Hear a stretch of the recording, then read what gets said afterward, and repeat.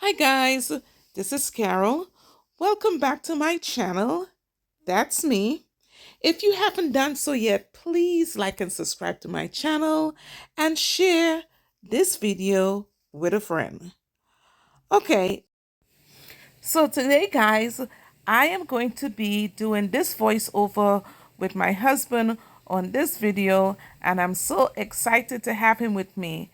Hi, hon. Hello there, dear. So today we are showcasing my product line. I have some powders, an e-file that I found on Amazon that I customized with my logo.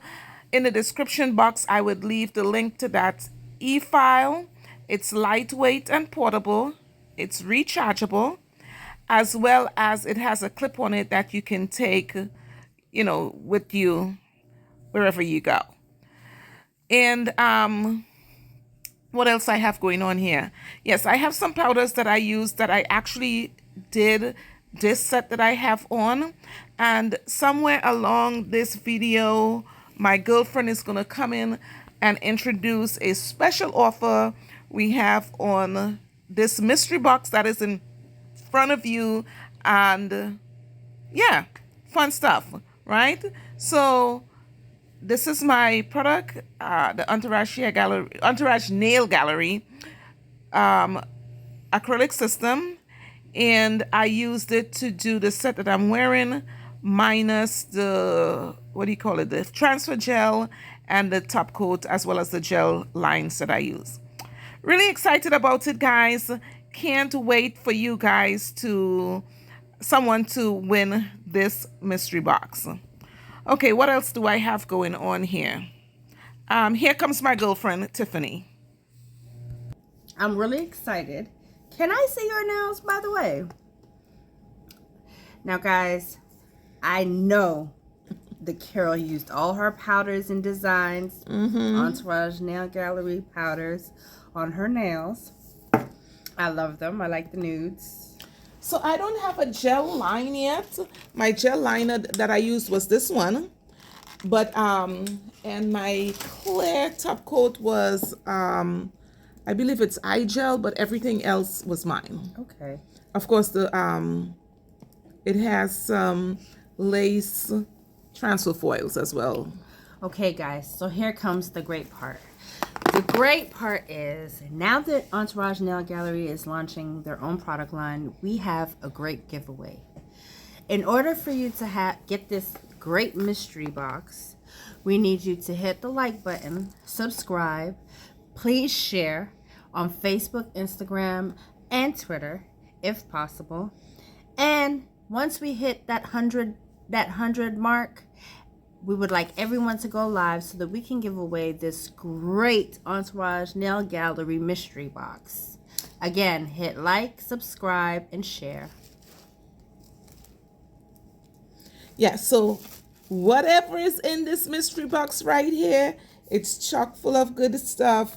And we will go live after we have 100 subscribers, and we will give it away to one lucky nail boss.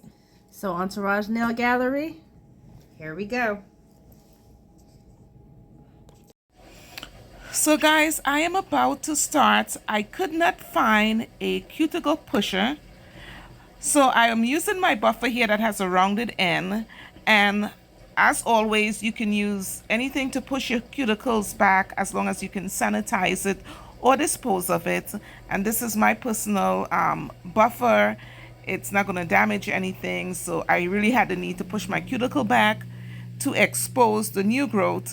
And so I just used what I had on hand to push my cuticle back. Okay? So I'm about to use my Melody Susie. This is the one I use at home. I know I introduced an e-file that I also use, that I customize, but in this case I'm using my Melody Susie, my Old Faithful, and I'm just prepping the nail for application. What kind of drill bit are you using? That's a great question, hon.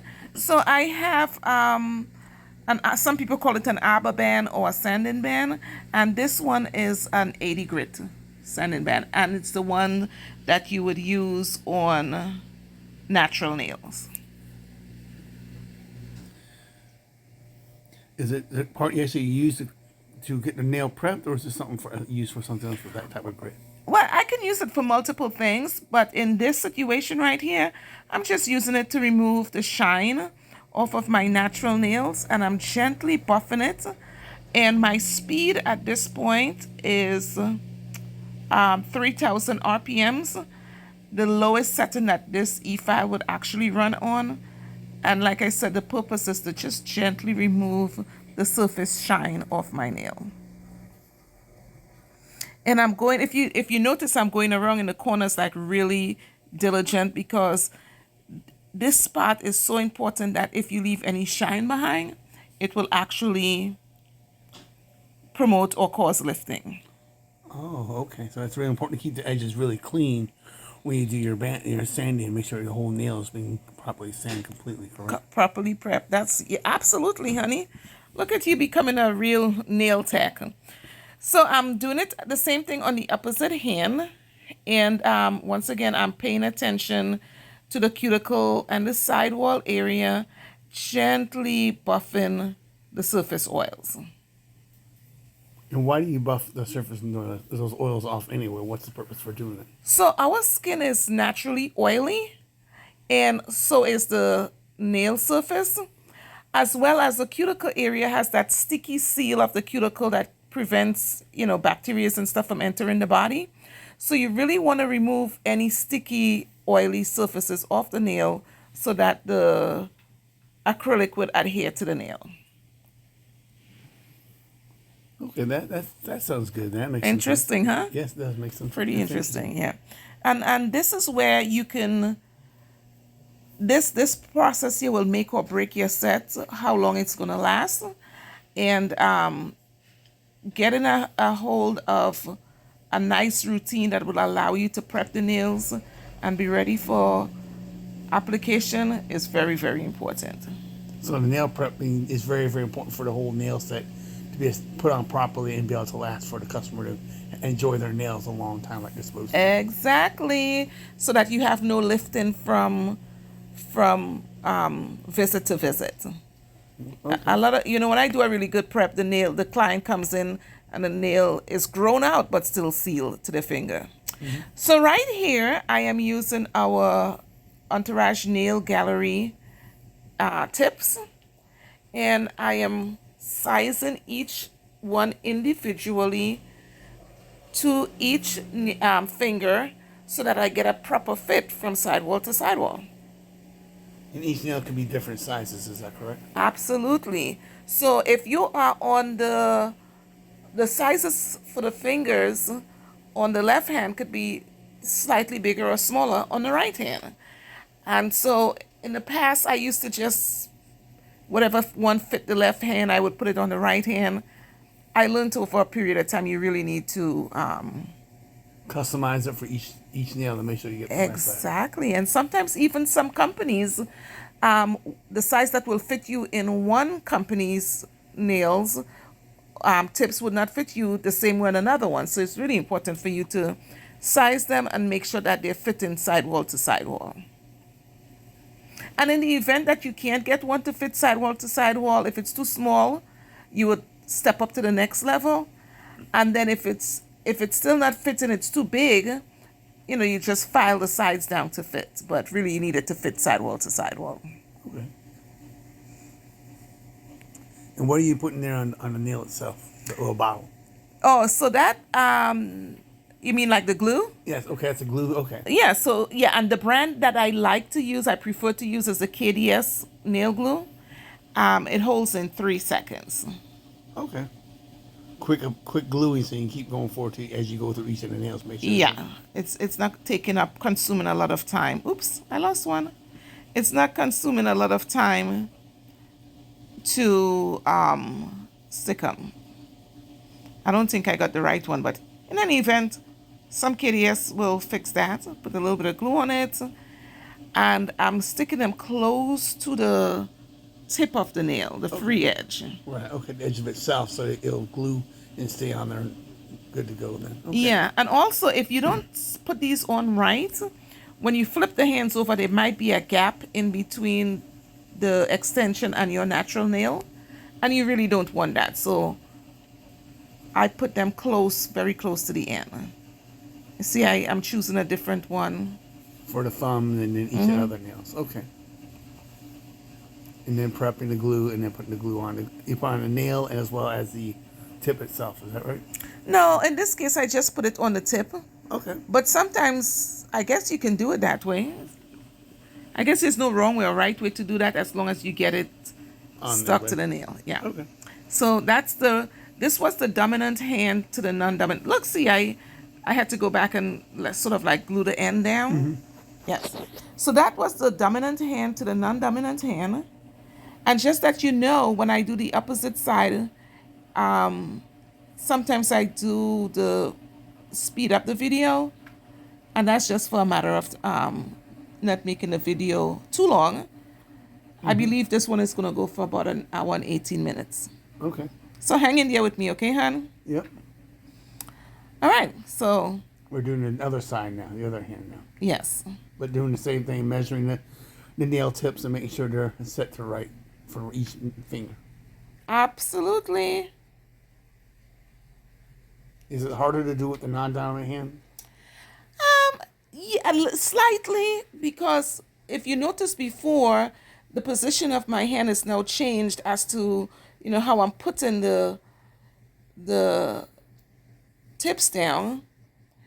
And yeah, because once you're working with one hand, if you're right-handed, once you switch to the other hand, it's a little bit of brain confusion. Okay. Yeah, the brain is like, hey, I'm right-handed, I'm supposed to be going the other way. I'm doing this, but I'm not sure if I'm supposed to, kind of. So you have to give yourself a little more patience on the line up of the edges and everything, so you make sure you get right the first time. Exactly. So it definitely can be done. You just have to give yourself some grace when doing it. Right. Alrighty, so we're done with that process, and that's what it looks like.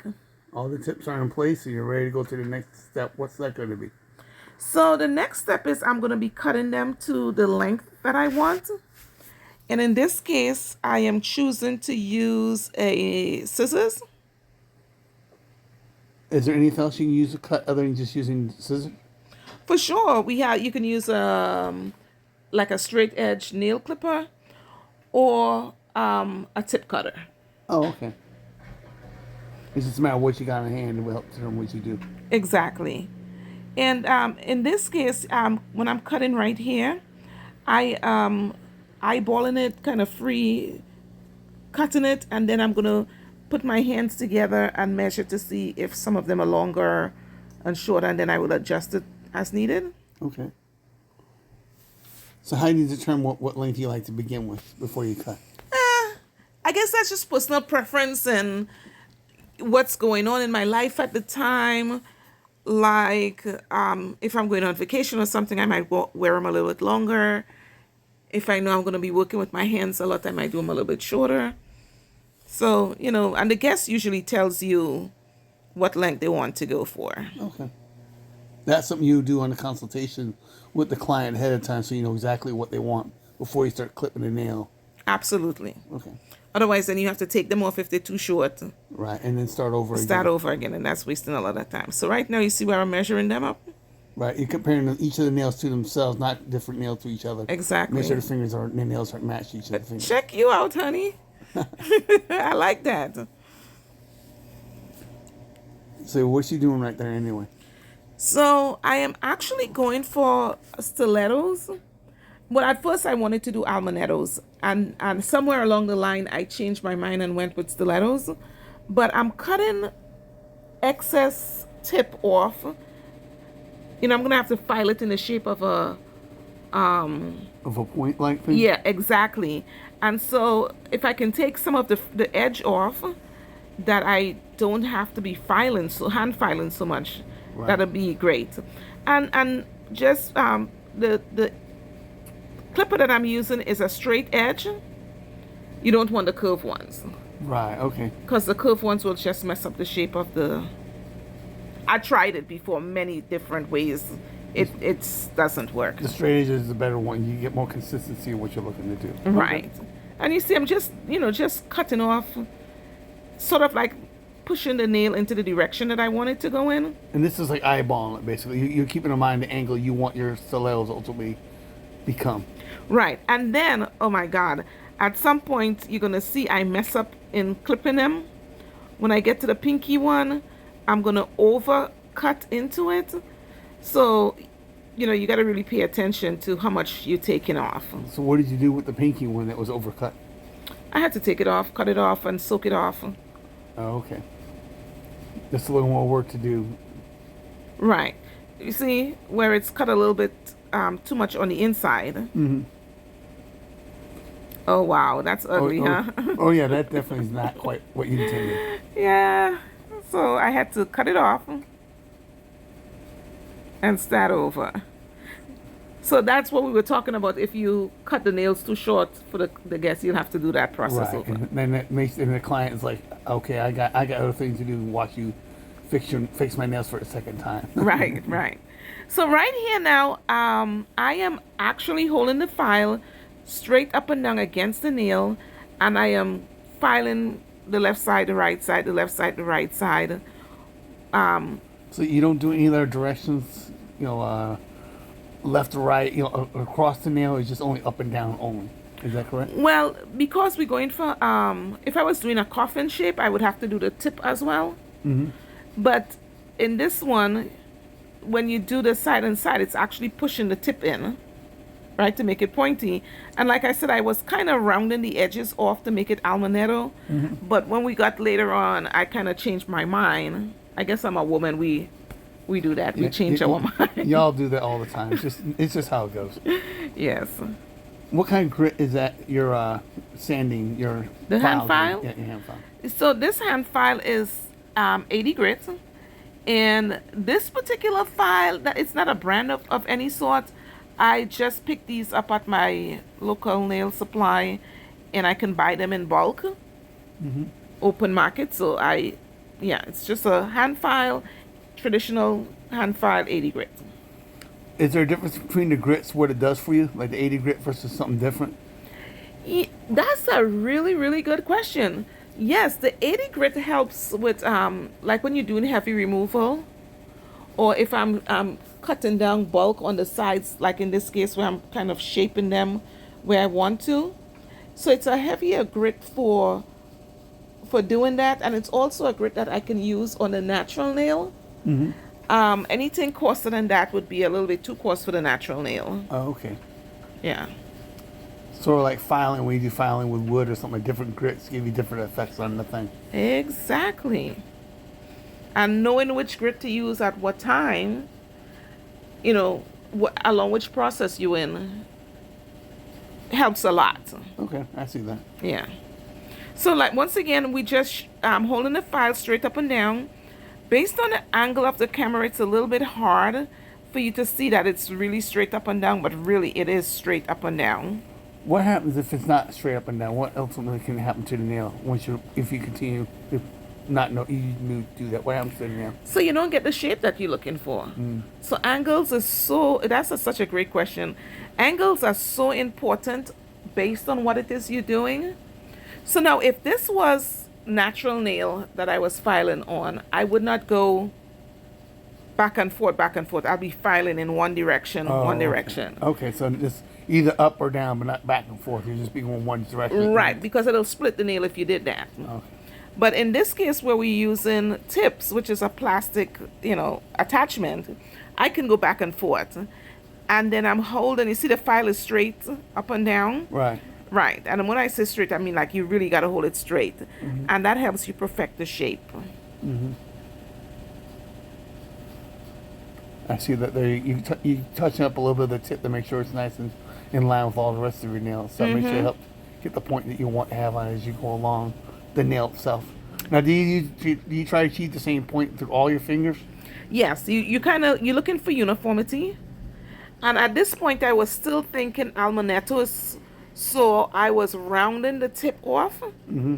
I believe after I did the application and I was going for the final shape, I changed my mind at that point. And that's when you pull the 80 grit and just finish off what your new design intent was. You changed Exactly.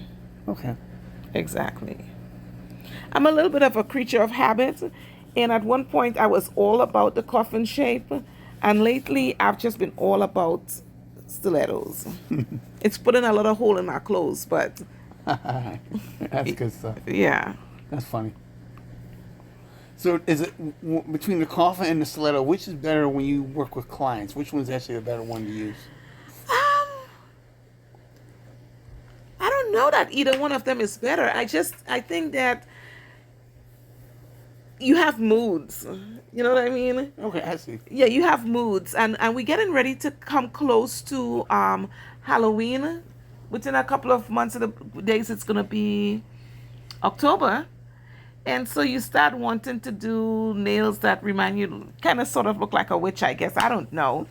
I'm feeling the stiletto nails right now. Right, you're feeling the vibe, but the stilettos are talking to you, so you're just going, okay, I'm going to go with stilettos for now until another shape calls for you to do something. Exactly. Like if I was going to, something classy or whatever, I might want to wear my nails a little bit shorter and maybe a classic French tip or something like that. Okay. So it's just a mood thing for me right now.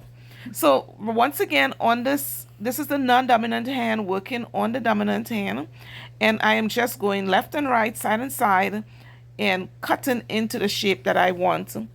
The good thing about almanettos and stilettos is they're kind of sort of within the same family, so it does give you an opportunity to change your mind a little bit. Right. You just can't go back once you cut so far. That's all you can do. You can't go back. And fix it. Right. And you kind of get committed to the shape. Right. And you have to, once you get the shape, you have to make it consistent with all the other fingers that you've done. So you Yeah, so here it is. I couldn't find any cotton. So I used a little piece of my shop cloth with some acetone and a piece of foil paper, and I'm wrapping the pinky finger so I can soak the little tip off. Oh yeah, you got to fix that tip. So you got to take the tip off. Okay. So right here we're using some. What am I using here? The monomer, the Entourage Nail Gallery monomer, and we're going to be using the powders. And my brush is D&D size 12, and I am dehydrating and priming with Young Nails Protein Bond. Why are you dehydrating the nails? When you just finish polishing them off and everything, they should be good, right? Well, we did remove the surface oil. This is just a step to make sure how I should say it, absolute adhesion. Okay. So if there is any residue at all, we want to dehydrate the nail on the surface. And some companies have a dehydrator and a primer. The Young Nail Protein Bond, we just do it twice. One for dehydrating, one for priming. And in that same bottle does both, right? You don't have to switch bottles. Okay, so it does both. Okay. Right. So I really like the retention I get from using Young Nails Protein Bond. So if you're serious about not lifting, A dehydrator plays a very important part. Exactly. Okay. So right here, now this is a pet peeve of mine. You don't have to do this step that is going on here right now, but sometimes an hour and a half to sit to get your nails done is like a really, really long time. Right. People start getting fidgety right around here after I've primed and dehydrated the nails. And so I like to put a thin layer of clear down just in case she touches something, that I don't have to be worried about whether or not she introduced body oils back to the... Or contamination. So Exactly. You protect the nail, your future nail work by putting the clear on this, so there's no chance for accidental contamination. She reaches for something in her purse or her phone, or she has to answer her phone, that she can do it, and then you continue on and know that the nail's still good to go for your next step forward. Honey, I think you have a inner nail tech in you somewhere. I like that. Attention to details. But yes, that's exactly why I do this. Also, sometimes, if we're using colored acrylic, the guest might want to change her mind later on and use a different color. We can put a clear layer down and then file down to that and start over again. And change colors as you want Change to? colors, yes. Okay, so that makes sense. Protects the nail and options for the future changes of color, if that's what you want to do. For sure. So in here now, I am going in with a nude powder to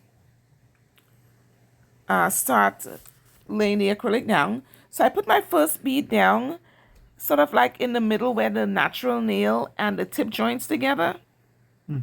And then I pull it forward.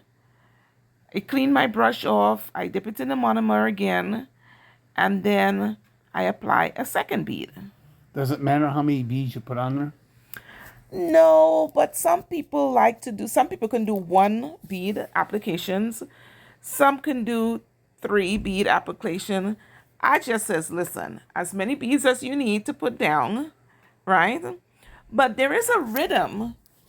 If I'm using a 2 bead method, it could have a different look than if I use a 1 bead method, where the 1 bead goes down from the cuticle and then you just pull it forward. Is there a reason for the look difference between the bead methods? Well, I guess the way you build it up. So if I put one in the middle, pull that forward, and then put one behind it, I don't know how to explain it, but there's a difference in the shape. And then there are times when you can put, if you build in from the back, you can put a reverse bead in the front and blend them together. It just gives a different look, I think. Do you think it might be the thickness, maybe a little bit of the Yeah. acrylic, maybe? But the one thing I will insist on is whatever method you're using on one nail, just use that same method on all of them. Oh, okay. Otherwise, there could be a variance in what the nails look like. I see. Yeah. So right now, what I'm doing right here is making sure that the side walls stay free of product. So we don't want the product in the sidewall or in the cuticles because that could promote lifting as well. Oh, okay. Does the lifting, is it caused by irritation of the skin being touched by the chemicals or something that could cause the lifting?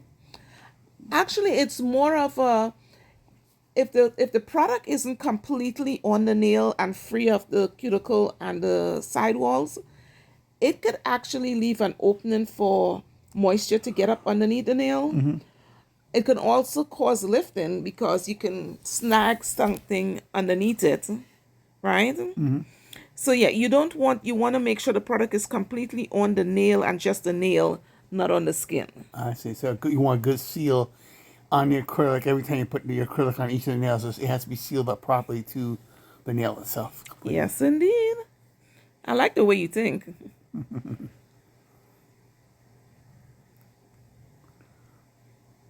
Just taking your time with each bead, selecting the right. You want to be consistent on your beads. Is that correct? Regardless of what bead method you choose. Is that correct? Yes, I want to be consistent. And also, when you notice, when I picked it up, I kind of flipped the brush over to look at the bead itself, because I want to make sure it's nice and moist from the center all the way around the edges, so that I have the right liquid to powder ratio. Oh, is that very important to make sure that liquid to powder ratio is consistent? Yes. Remember when I was doing this nails, hon? The temperature in the house wasn't right, and I was like, it's too cold, it's too hot. Right. That can affect the way the product works, right? And in some of them, you might see me, fighting to keep the product from running into the sidewalls or the cuticle, and that's because the temperature was off. So you see in the corners, I have to keep cleaning, making Right. sure it stays free of product. Right. And also you want to make sure you don't put too much monomer versus your acrylic as well to make sure you don't have that kind of running effect as well. Right. Otherwise, it could affect the strength of the nails as well. Right. Okay. You know what's going to be cool? For you to try to do this on my nails one day.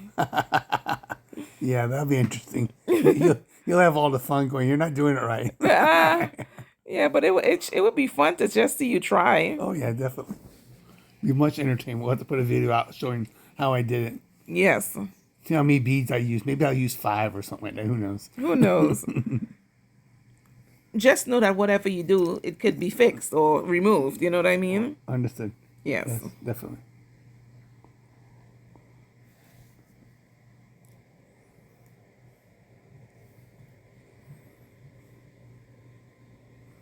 Isn't that cool though? Yes, it is. I'm just watching and going, you're taking very delicate, it's a very, very light touch at all that you do. Very lightly touch. There's no, it's just very gentle, very subtle touching.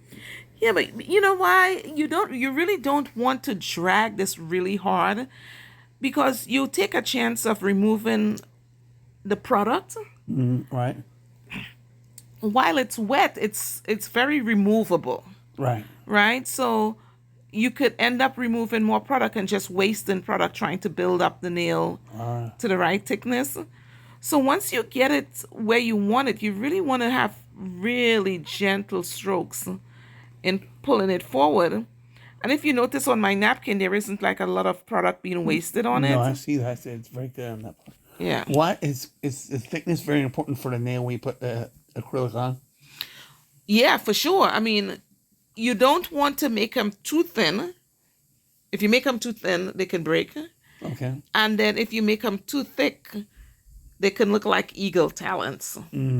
Could it Very also, sexy, right? right? But could it have not proper thickness? Also, could it cause it a little too lift as well? Yeah, absolutely. So, you know what? That is such an awesome question, honey. I could remember when I was learning to do nails in the past, when I was learning, like really learning this is this, that is that about acrylic nails. Sometimes I used to put down the back of the acrylic nail just as thick as it was just really thick. And within a day or two, It'll pop off. it will lift and it would hurt so bad. And so I went on a quest to figure out, well, why is it, my nail is lifting in the back. I'm doing everything that I was taught to how to do. And I realized that the back was too thick. And following other people and stuff like that, I realized that, yeah, this is way too thick in the back. And so I pay attention to not making it that thick. To me, it sounds like you want to be thicker in the back to hold it down, but I guess that's not really true. You want good consistency from back to the front, basically. Well, actually, you actually want to have a thin application towards the back. It sort of like rises up into an apex and then it tapers down back to the front. Okay. So it has a rhythm. Okay, I see. Yeah, it has a rhythm of how the nail goes down. So the back, you want it to be a little thin. Then it has a little, it rises up to this where the strength comes from the apex. And then it tapers back down. Not as thin in the front as in the back, but it tapers down. Yes. Would you say the apex is where the nail and your tip come together? That little seam that you would say would be where the apex is? No, so the apex is a little bit further back. Oh, okay. So it's on the nail itself then. Okay. Yes, and the apex can vary depending on the length of the nail. So if you have like really, really super long nails, the apex sort of like travel a little bit wider and longer because that's where the strength of the nails come from. Okay. Yeah.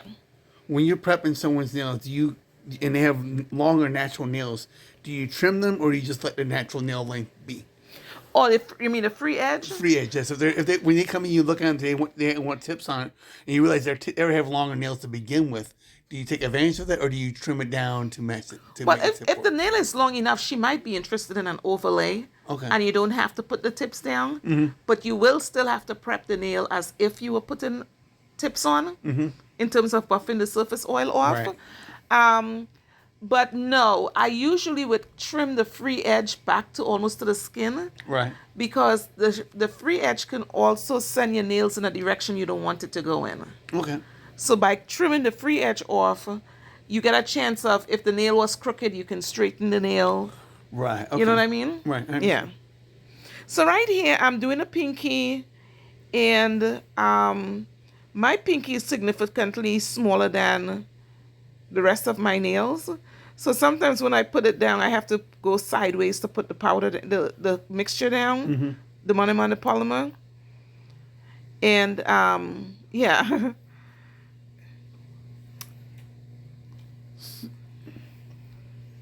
So is that is your pinky the harder one for you, harder nail to do, or is it some other which other No, one? it's just that I just observed that the pinky was just significantly smaller. Oh, okay. So if you saw that I used a different angle to put the powder down, that was the reason why. Okay. So lately I have been obsessed with thumb, putting the thumb down. Okay. I used to have the ugliest application on my thumbs. I've embraced my thumbs. I had a bad attitude towards my thumb. Now, how can you have a bad attitude toward your thumb? It's on the side of your body. You notice my I had to change the angle of my hand to put the thumb, to get to my thumb. Right. Right. So I just had a bad attitude towards my thumb. And then they would come out so ugly.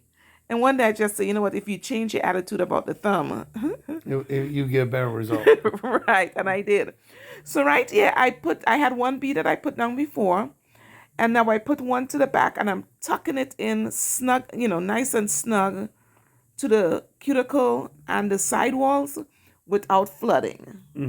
If you don't want to flood, that means you have to spend time cleaning up and working harder just to get something done. Basically. Right, and then when it gets dry, I mean, you could hand file it away or e-file it away, but really you don't want to spend that much time around the cuticle and the side walls because the skin is there, Right. It's sensitive. Right. You can hurt someone if you spend too much time filing around that area. You can accidentally touch someone's skin and not realize. Right, and nail techs have cut their guests.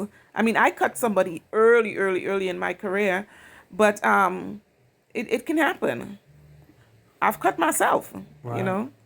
And if you use a hand drill, that could really be you can definitely cause some. Exactly. So when we say 3,000 or 10,000 RPMs, that's rotation per minute. Right, that's a very high speed. I can see why you use 3,000 and not 10,000 as much because of the speed alone. It takes more effort to control a 10,000 RPM versus a 3. Right. 3 is easier for you to. Especially on a natural nail, you really don't want to be higher than 3,000 RPMs. Right. I had one e-file that went to 2,000 RPMs. I loved it. Mm-hmm. It would turn on at 2,000. Most of them will come on at 3. Mm-hmm.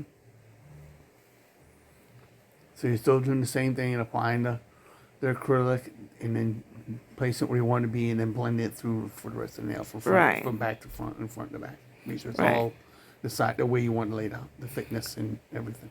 Yeah, and if you notice when I apply the product, it's going down really smooth. Right. You're very deliberate on how it's put on there to make sure you get the effect that you want the first time, and not have to redo it multiple times and waste product as well as time for the guest. For sure. And this powder is a very smooth powder, and it sets really slow. Mm-hmm. I would say like a medium setting. So it gives you time if you're a beginner and you're just really nervous about how much time I have to put the product down. You have time, right? And I'm very gentle. I'm patting it, smoothing it forward. As a nail tech, do you prefer faster drying or slower drying that type of material? That is an awesome question, and it depends on what I'm doing. If I'm encapsulating, right? And I'm sort of like designing where I'm putting the encapsulation, I really want a powder that'll give me medium setting, so that if I have to move something around, it's not right exactly where I want it, I can. If you're looking for pushing through your day, you have a full book and you have a lot of work to do, lots of clients, and you really don't have a lot of time, like a fast setting powder can be really advantageous, but it really doesn't give you a whole lot of time if you needed to fix something. So so I guess you would say the faster setting ones are better if you just have a simple thing to do, but if you have something that's more complex, then you need to have a little bit more time to do a medium drying powder, maybe a better choice for a powder when you work on people's nails and realizing, there's something I got to do or something that changes on the path. I guess if you're proficient enough, it really doesn't matter. But yes, you want to have control over everything that you do. The powders, the speed of your e-file, the hand file. You want to really have stuff that will give you an advantage in your direction. Right. So right now I have the right hand to the left hand. So this is the dominant hand working on the non-dominant hand. And I'm just about finished with that application. And now I'm going to pay attention to removing the tip that I had overcut. Right. So I soaked it off, and I'm just using a 80 grit hand file to remove the excess debris that is there. Or that like the glue and anything else was on Like the it? glue, a little bit of the nail tip, yeah, absolutely. And I guess if I had cotton, it would have removed it a little bit better than the shop cloth. You know, the shop cloth absorbs some of the product. So Right. I had a little bit of filing, but you notice I'm just going in one direction when I'm filing. Right. And I go Yes. back and forth, one direction forward, and that's it. Or if you go backwards, you go backwards. And Right. It's not bad. So here we go again with the KDS glue. And I knew what size it was for that nail, so I just selected that one. Then you recut the tip to match the length of that tip to the current ones you already have. So it makes a matching pair. For sure. And I cut it off with the scissors, and then I... Clip the ends to make it the shape that you want. Mm-hmm. This time, make sure you don't do the same mistake again, over clipping. Yeah, I learned my lesson the first time. And you're going through the same thing again, prepping it, getting it all ready to go, Right. getting the shape down, and then you'll put your acrylic on after you get the shaping of the intent you want for your nail, for that finger. For sure. This is fun doing this with you, honey. Yes, it is. I enjoy having you on this video, doing this voiceover with me. Yes. So I got a little bit heavy-handed on the application of the primer on that nail. And so I put so much of it down that I didn't do a second coat. Right. But yes, there was a lot of product there. So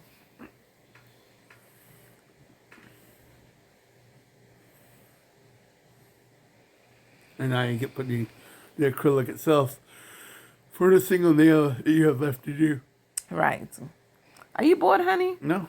Oh, Now I'm just looking at your work cloth. It has very little product on it, which is actually a good thing, because that means you're choosing it properly. You're not having issues with the bulb. There are little beads you put on there, but they're nice and wet when they need to be, so they can go in quickly and dry and let you set your right. nail up. And keeping the brush is really clean is really, really important. And so choosing the right paper towel to wipe your brush off on. My favorite is the shop cloth. In a video, one of the videos that I did in the past, I tried the, the Viva paper towels, the signature cloth. Right. And there's lots of nail tech store using it and recommended it. I tried it. I really liked it, but I have so much of the shop cloth because, I buy it in bulk, honey. Right. So I like the shop cloth. Does it absorb the monomer better, make it easier to work with, or? It does, and it has a little bit of a roughness to the paper. Right. So that when I wipe the brush on it back and forth. It takes the acrylic off easier. You have to. Yes, Okay. yes, absolutely. Also, what I like about the shop cloth is you see the liquid that is on the cloth. Right. It's not. It stays in the cloth. So when I pick it up, it's not runny all over the table. Oh, okay. It keeps the table clean, so when you take the cloth off, your table's clean, ready to go for the next Right. client afterward. So guys, listen, we know we're doing a lot of talking here, but on these videos, my videos are designed that you can listen to the narration if you would like to. If you find that we're talking too much, you can turn the volume off and just observe. But most importantly, I try to make these videos really close to the camera so that if you pinch and expand the camera to zoom in, you get a really, really good bird's eye view of the application. So if you're struggling with something, and you want to really concentrate, you can turn the volume down. You can pinch and expand the video so that you can really see exactly what I'm doing, what I'm struggling with, and what the outcome is, and hopefully you'll figure out how to, by watching the video, how to correct certain things that may be plaguing your application. So this set is almost done with the application, and then I'm going to go back and put a clear layer over it. So this is your second clear layer, right? You had Right. one in the beginning, Now you put your acrylic, you put another clear level. Why are you putting a second level of clear on there? So when I applied the colored product, one, I applied it really thin, but most importantly, whenever you're using pigmented powders, they tend to, when you buff them with the hand file or the e-file, they tend to leave striation marks on them. But when you use a clear, you can buff it without leaving I guess you ridges. right. It seals up. It protects the color, so the color doesn't Exactly. get damaged as you're doing the final cleanup and preparation for the nail. Exactly. Because when you start mixing pigment into the pigment itself is sort of like a chalky powder Right. substance. And when you file on top of that, I personally think that it leaves ridges Right. in the powder. So when you get a clear on top of that, that clear can take a licking and keep on ticking. Right. Right. So guys, we're supposed to be having bad weather here in Maryland. So my husband and I are home, and it didn't turn out to have the bad weather that we thought we were gonna have. We just got a lot of rain, and so it's a nice cozy day. And so, honey, thank Yeah. you for doing this video with me. No problem. It was good watching you do what you do. You know, I know you've been practicing work on this for a long time, and you're doing really good work overall. Very, very well done. Thank you. And I also like the fact that I can do my nails myself. That the time I would have spent in the nail shop, I can spend that time with you. Yes. So what's that? After you do your application of the clear, what's the next thing you do after that? So after I do the run through the application of the clear, I am going to get an 80 grit hand file, reshape the nail with a hand file, and I'm also going to finish up, reducing bulk and retrofitting the nails to my hands using an e-file. Now, is that because you decided to change the shape of the nail? Is the reason why you had to do some more of that work, more filing and stuff like that, or is that normal? How nails go? It would actually be normal.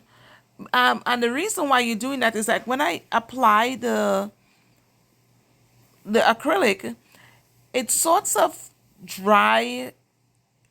How would I say that? It takes on a shape of its own. It kind of distorts the shape that you originally had. Oh, okay. So you want to now go back and refine the shape. shape, okay. Yes. Okay. It kind of distorts the shape. It's not as sharp as you would like it to be. Okay.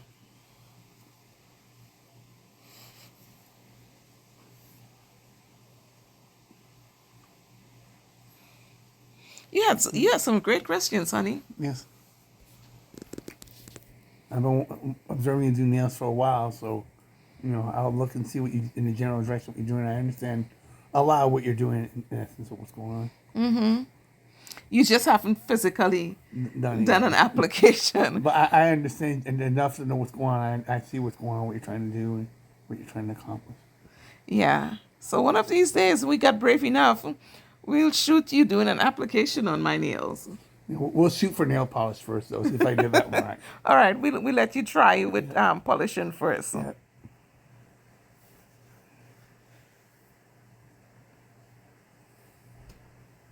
Yeah, so I'm just smoothing it over, making sure I'm not flooding the cuticles and the side walls.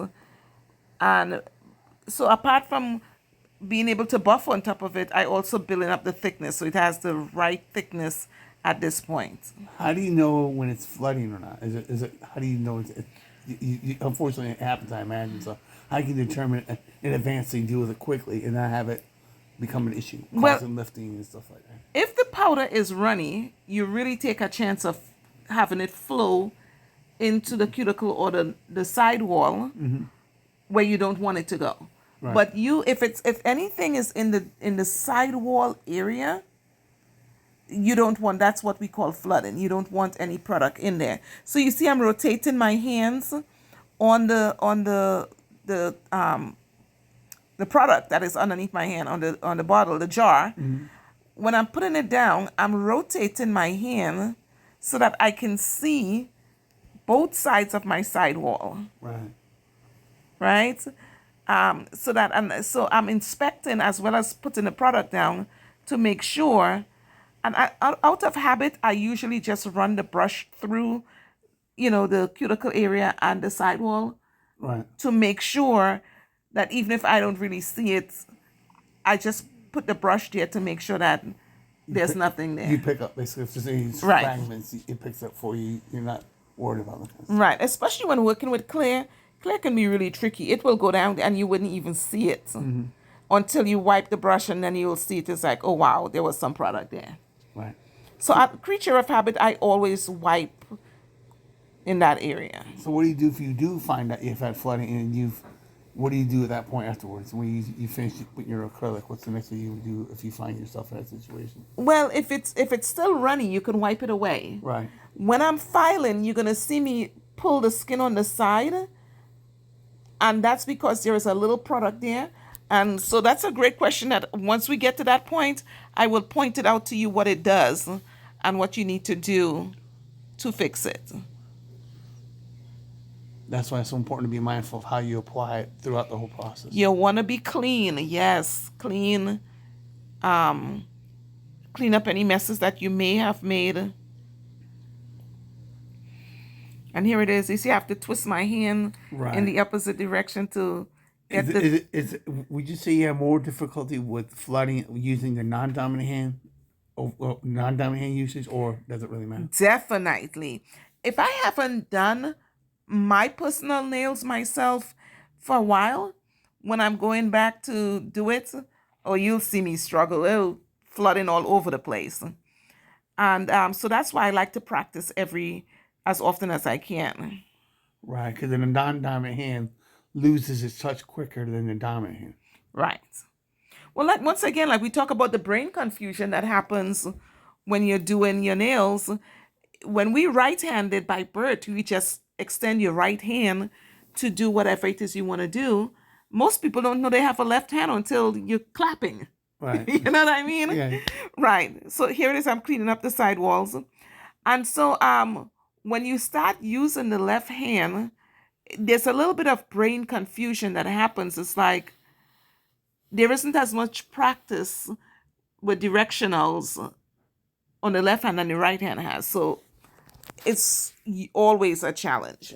Mm-hmm. And that's why you got to practice periodically and keep it up so you can work on it if that's what you want to do for non-dominant hands. What do you think about my labels, honey? I like them. They're very nice. The color is rich, right? Yes, very regal. It definitely stands out when you look at the when you see it from the video. And then the lettering is very nice too because of the gold.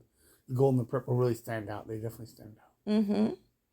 So you see, when I'm using my left hand, my non-dominant hand to do the dominant hand, I still need assistance from my dominant hand to pick up the powder. Right. And then transfer to the left hand because that brain confusion that happens. Right. So you use the non-dominant hand to apply, but you cannot use it. Don't use it to pick up the bead. Well, I could, but it doesn't. I don't always get a consistent bead at the pick, and it is so important that I get a consistent one that I would transfer. Right. The dominant hand would still pick up the beads, but then you use your non-dominant hand to apply on the nail itself. Right.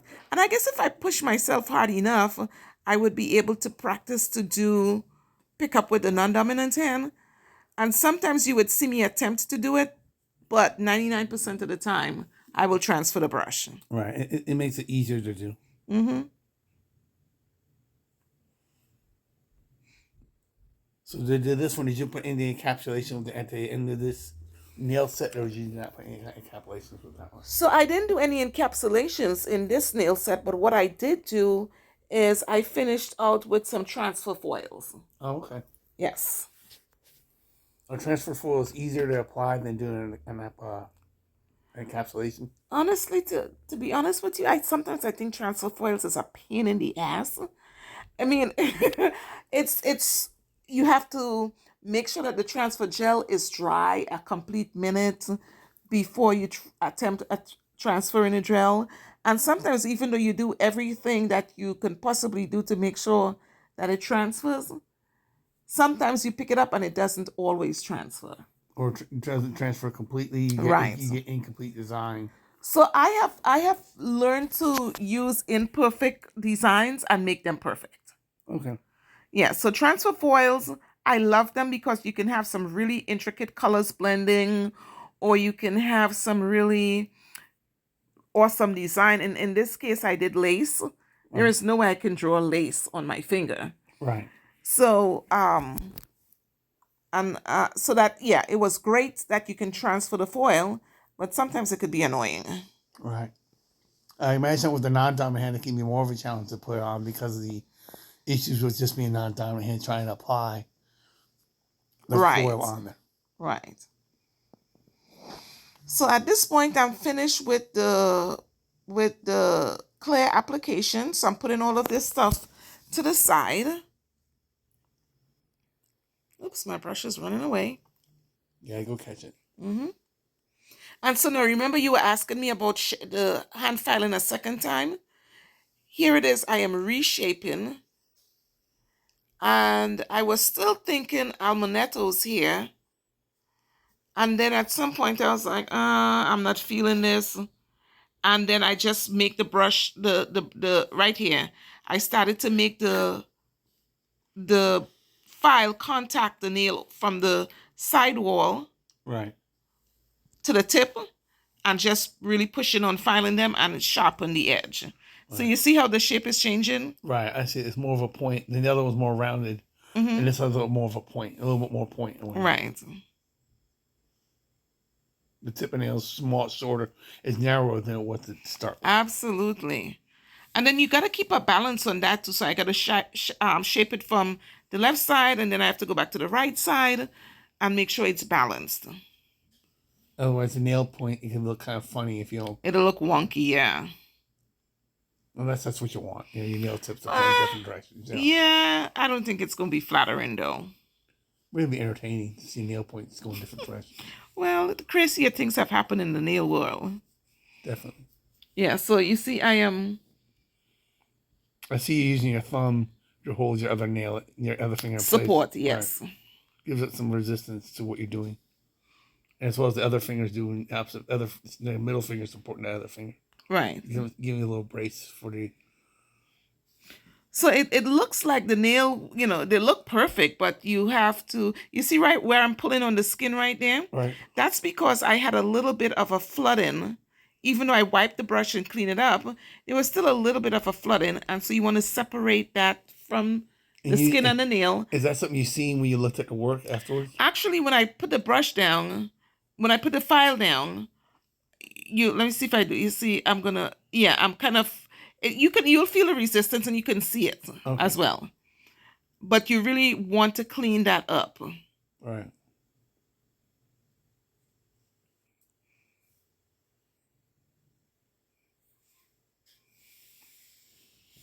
We have about 20 more minutes to go. Right. Yes, you continue to file it and clean it up to your new intended shape that you started with. Yep. And you change it from amanetto to stiletto, so you got to take a little more extra time to file it down to get to the shape that you want. Right, but it's not as much work as if I didn't pre-shape and all of that stuff Right, if before. you start from like a straight coffin to now, so you'll have a lot more work to do than what you're doing. Check you out, honey. Exactly. Oh, wow. Maybe I could come to you and get my nails done the next time. Sure. Absolutely. Yeah, so you will know when the nail, if it's stuck to the skin, you'll definitely know that.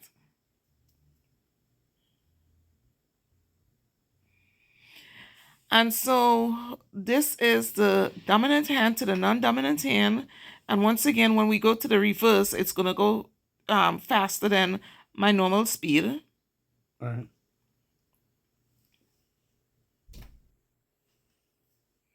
And I'm inspecting them to make sure it is what I want. And so here, you see, every time I pull the skin, it's because I'm trying to separate the nail from, the flooding that took place. Right. So flooding, it can be a common thing depending on your circumstances. Right, especially when I'm doing it myself. I could, yeah. When I'm on a guest, you could still have a little bit of flooding, but it's less common than when I do it myself. Yeah, because you got a different perspective of the same thing. You look at the nails head face forward. This one you're looking a little more contorting For the nails. sure. For sure. You see, I got a little bit of flooding right there, but I will always pay attention to cleaning it up. Right. And this is the non-dominant hand work, so it's being sped up, but it's still the same concept as well doing a dominant hand. The same principles still apply of cleaning up and looking for the flight at any time of the work site. Right. It looks clean, and it'll take care of the nail in the future. And so here it is. Whenever I'm working on myself, I prefer to use the arbor bands, the sanding bands. Right. And so, and that's just a personal preference that I don't cut myself. Right. But there are times when I do use a regular drill bit, Mm-hmm. right? And so here I'm retrofitting. And when I say retrofitting, I mean, this is the time where I get to really make sure that the nail is proportioned to my hand, Right. and that it doesn't stick out like, oh, she got tips on, because I'm not proportioned to my hand. Mm. Right? So I'm perfecting the shape, I'm perfecting the bulk, and when I go around the cuticles like that, I'm sealing the cuticles to the, To the nail bed. right. And so I'm making sure that it's smooth all the way around the nail. How do you know it's smooth? How can you determine it? You can, it's visual as well as you can see it, as well as you can feel it. When you're doing the grinding with the band, you'll feel the difference of being smooth Right. versus a roughness factor. Right. And my nails pretty much goes down pretty smooth. It's just that you want to make sure it's really smooth. Right? And then you will also see me rub my fingers over it at some point. Mm-hmm. I'm also, apart from visually, I am feeling for it to see that it's smooth. When you do that with your fingers, is there any chance of putting oils on that nail? At this point, it really doesn't matter. Okay. Right. It really doesn't matter at this point. The only time that comes into play is when the natural nail itself is involved. And I'm paying attention to the cuticle area. Is that a common place for lifting to be done? That's the prime suspect for where lifting happens. Right back there. Mm-hmm. So if you notice, you can see the acrylic, you can see my skin, and you can actually see a little drainage back there. Right. You really do want to see that. You want to see natural nail cuticle enhancement. Right. You see, I'm going around the back, paying attention to making sure the nail is sealed back there. And I'm going over the top surface, back and forth, side to side. That's ensuring the smoothness on the top. Mm-hmm. You can do it all around the nail itself, from front to back and left to right. Oh, the whole nail is covered. Yep. Tip and everything. Absolutely. Do you use a sanding band underneath that tip of the nail, or you? That's a great question. So when you file into the nail like we do, there is some debris that is underneath it. Right. And you might see me rotate the e-file underneath the nail, right in there. You see the little debris that I'm picking up? Right. Yes. Right there. You want to make sure underneath the part of the tip is clean too, as well. As well, yes. Look at the shape on those. Aren't they looking beautiful? Yes. They made a nice transformation between the two starting shape into the ending shape. Mm-hmm.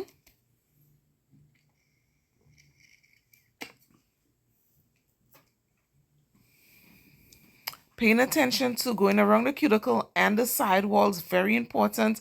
And you can see some of the little debris underneath the nail. I'm going after picking that up. Right. Yes, indeed. Yes, and that's just come from filing in, when you pushing the nail in to file it into the shape, it just collects a little bit of that debris underneath there. The dust from the filing, basically. You got a little bit of an eagle eye there, honey. Yeah. That was a good catch.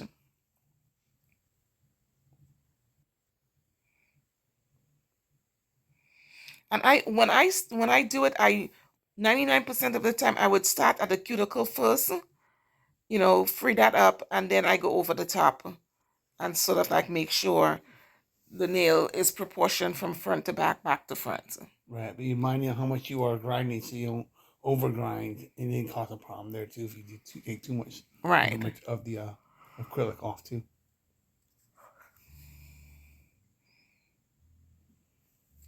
We need to fire our meteorologists. They scared us into Yeah, they do what the they do best. apocalypse is coming. They do what they do best. Right. Miss. Right. And at best we got a lot of rain, but I'm glad it kept you home so you can help me with this video. Yeah. Now you're doing a non-dominant hand, right? I'm doing a non-dominant hand, but this process is the same. Right. You just have to be more mindful of what you're doing because you're using a non-dominant hand. So be Right. more careful of more attentiveness of what you're doing because of the. And you're gonna see, yes, I do. And you're gonna see me struggle a little bit here. There is some flooding that took place right there. In the back, right? Yes. And so I have to make sure that the skin is separated from, right in there, is separated from the nail, and that it's sealed to the nail bed. Right. Yes. So whenever you see me pull on the skin like that, it's because I'm trying to separate. You're suspecting flooding, so you're trying to clean it.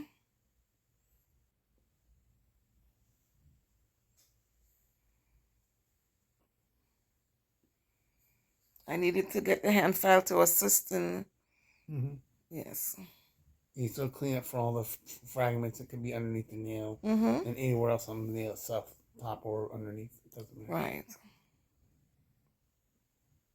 Is it common to use something underneath to support your nails? Are you using your container? Can you use something else to also put that on there? I find having something under my hand to be a huge asset for support, especially, well, I always do it dominant hand to the non-dominant hand, but especially when the non-dominant hand is working on the dominant hand. Ooh, I need that support. And it also helps from keeping your hand suspended in the air and taking a chance of hurting the tendons in your hand.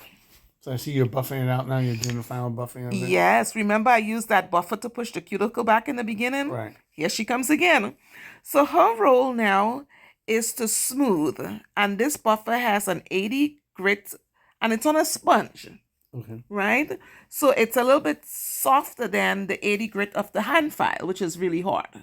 Okay. Right? So the sponge assists in smoothing. You see, I'm feeling it to see if it's smooth, but visually, you can tell that it's smooth, right? Right.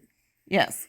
And so I'm using one side, which is the 80, and then I believe the other side is 220. And the softer side will, the higher the grit, the higher the number, the softer it is. Oh, okay. Right. So the softer side is now really refining. Doing the final shining, making Right. it in place. The final buffing, I guess you're saying. Right. Look at the shape, and you can literally look at it and tell it's smooth. Mm-hmm. Yes. And I'm also going around the cuticles with it. Because it's a sponge, I can put a little bit more pressure back there, ensuring that it's sealed. Right. And knowing that if I put a little pressure back there and it touched the natural nail that is exposed, I'm not going to dig too hard into it. Right, and not hurt yourself. Right. It's going to cause serious damage. So I'm filing on the bottom right here. Remember you were asking me about that? Right, yep. Right, I'm filing on the bottom, and then I'm using this file to go around the cuticle and the sidewall. Right, and then the edges as well to make theirs nice and smooth as well. Right, and not too sharp. Right.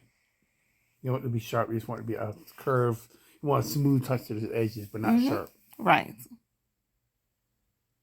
Unless you want to cut someone, then you want nice and sharp. You know, that kind of thing. Yeah, that's the guess is being really mean to me or something like that.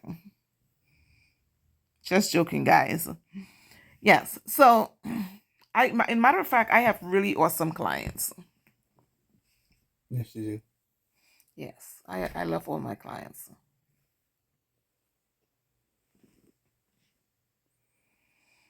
It's so mesmerizing.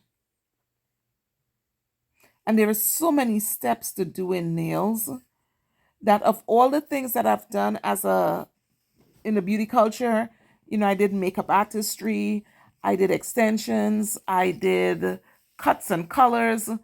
By far, nails was the most taxing. I had to put the most effort into learning, but I absolutely love doing my own nails. Hmm.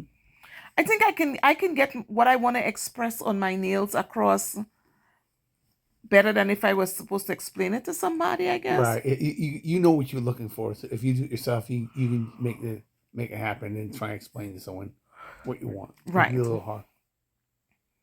So once again, I'm buffing on the bottom, on the top, around the cuticles. On the edges as well. Make sure everything's Mm-hmm. all roughed out. For sure. So we're just about 8 minutes to the end of this video. So the best part is yet to come. This is where we get to finish what we're doing. And what does finishing entail? Well, once this process is done, there is a step that I like to do. At this point, I like to put some cuticle oil down around the cuticle area, and that allows me to see if the nails are actually sealed Okay. before I go ahead and put any product down. So in comes the Valentino cuticle oil, and I'm just going around so you can see. Once I lay it down, you can actually see where the nails that they are sealed. And that's how that helps you determine if it's sealed or not. Right, and I can fix something at this point before I move on. Yeah, this is as we just say, it's your last chance to fix something Yeah, I guess. before you got a lot more extra work to do. Exactly. The further along you get, the more work it takes to get something to be fixed. That's why we Right. fix things early as it goes. Plus, you guess, people are a little bit judgy. If you don't get it right the first time, they tend to think, or maybe you don't know what you're doing, what you're talking about. So you want to catch something like this before your guest catches it for you. And right here, I just did a visual inspection. I like it. My hands are already washed and dried. And so now, Is that something you wash and dry before you do the last step, or how does it go about that? yes, because I do have oils on the cuticle. When I put the oil down, Right. I want to make sure I wash that away Okay. so that I don't have any oil inhibiting the transfer foil. So guys, here it is. I'm at home, so I have my trusty old lamp. I've had it for many years. You can see the years are showing on her, but she still works and she does clean up my work. So I am doing my first transfer. Is there anything you put on the surface that assists with the transfer, or you just put the transfer?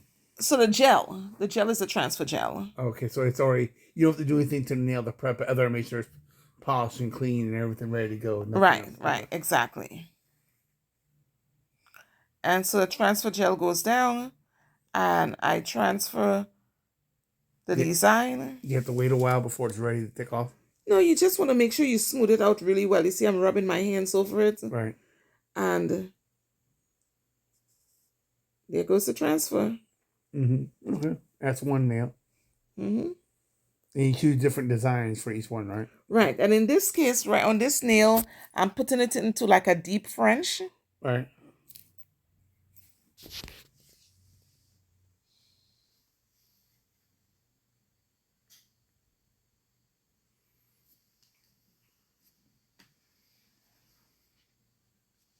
And then on the next nail, I am doing a slant to one side.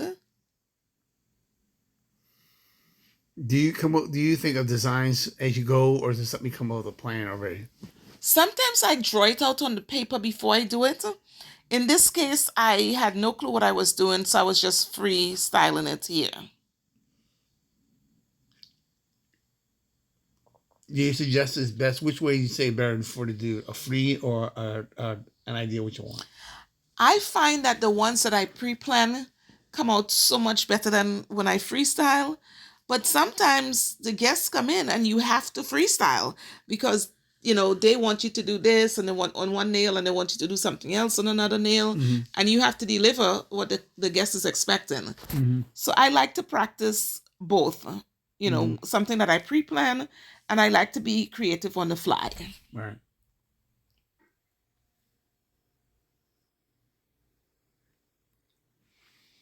How long do you wait for the to take it off before you take the material your thing off the paper? There isn't any specific amount of time. You just want to make sure that you've rubbed it onto the nail really Okay. good. So the rubbing is what counts. Right.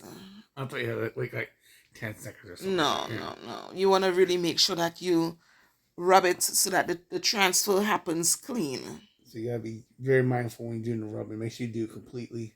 Right. That's enough force to make it work. Exactly. So what happens after you get through all those designs? What's the next thing you do? Then I'm gonna polish over it, and I'm not sure if I had put a line of red across it in the video here, but in the beginning when the video first started, you would see where I have a line of red gel through it. It was just really pretty. I think I should have used a darker shade of this is a really good one of me rubbing it. A darker shade of nude powder. But on the next go round, I will definitely do this. And this is a set that I want to recreate in the near future. So here I'm just putting on the final touches. We have about 2 minutes left. The final touches on the... Is that like a clear polish, I guess you would say? Clear gel, yes. Clear gel, okay, clear. And then when I put the clear gel on, I would cure it for 60 seconds. Basically bake your nails.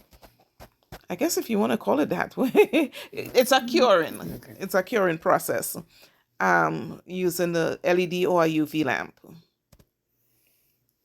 How do you determine how much time you use for that? We pretty much know the manufacturers of the products will tell you how long to cure it for. Okay. But we do have flash curing, like if you working on something, you're drawing something in gel or whatever, we can flash cure for 10 seconds. You can cure for 30 seconds in some cases. And when you finish and you want to do that 100% cure, we want to cure for 60 seconds. And here it is, guys. The finished look.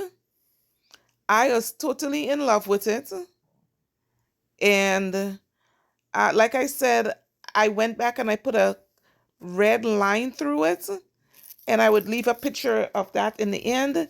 But this is the final cuticle that I'm going to massage and leave hydrating the skin. But yes, you can see the cuticles, you can see the side walls. This pretty much finishes off the nail, pretty much. It pretty much concludes. Yes. Once you get to cuticle oil, you've done everything that you wanted to do, and the guest is about to get up from the chair. All right, guys, so thank you for watching. And my husband and I had a great time. Yes, it was. Yes, it was. This is the first time we did a collaboration together. And I absolutely enjoyed this last hour and 18 minutes talking to you about something that I find fun to do, which is nails. Yes, it is. All right, so on another video, we will talk a little bit more about something else, and hopefully he'll get on a video with me, and we'll have some fun doing that, seeing him. But he says he want to try polishing first, and that's where we're going to start. Okay, guys, hope you enjoy. Thank you for all your help and narration on this video, honey. You're welcome.